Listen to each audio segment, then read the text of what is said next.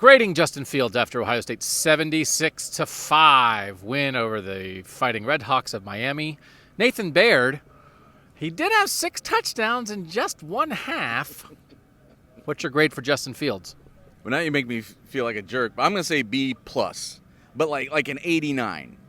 Because there's got to be room for growth, and you do have to kind of grade on a curve for the competition they're playing and the way that game just kind of started rolling downhill with a big help from Ohio State's defense. But I thought the biggest thing that I saw from him was it's 5-0. I know that's not terrible adversity. I know that's not like backs against the wall. You're at home against Miami of Ohio, but that's the closest thing we've seen Ohio State having to face adversity yet this year. And he played with the same poise, came out, took control of the game, and executed. B+. Very, very strong B+ for me.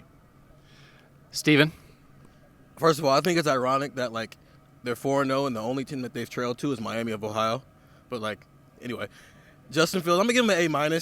I think the one mistake he made was on the safety. I think he was just really slow throwing the ball, and I think that's on him more than it is on anybody else. I know Ryan Day tried to blame J.K. Beautiful. Pizza. Yeah, he tried to blame J.K. for it, but I think that was more on Justin Fields. But Ryan Day said this: you can't blame them that Miami is on the schedule. Like, Miami's on the schedule, so you play who you got to play. And I think Justin Fields took advantage of every situation the defense put him in outside of that safety. They were in quality field position a lot of times, and they scored. So, A-. Remember when you were like in 5th grade and you had a quiz on name all the states, and you got like 48 out of 50 states right, and then your teacher said, sorry, I'm only giving you a B+, because next week we're doing state capitals, and we need room for you to improve. There you go. That's basically exactly what I said. When I got 40 out of 50 on states, I got an A. He had 6 touchdowns in the first half. Here's why I'm giving him an A.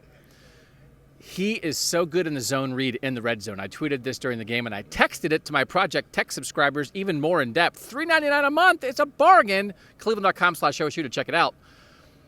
They save him for the red zone. They are not wasting carries on him in the middle of the field. They're letting his arm do the work in the middle of the field and J.K. Dobbins' legs. And when they get in the zone read, he has 6 touchdowns on the ground this year. He has the 51-yarder in the opener, and then he has 5 touchdown runs of 7 yards or less. They are really dangerous in that. And you guys, I think, have both written about the red zone at various times this year. There are no red zone issues. And it's because Justin Fields can throw it, but when it matters inside the 10, he can also really run it. A for me. Lots of coverage coming this week. That game stunk. Nebraska's going to be more interesting. By far the best test they'll have. Make sure you're reading and watching at cleveland.com all week.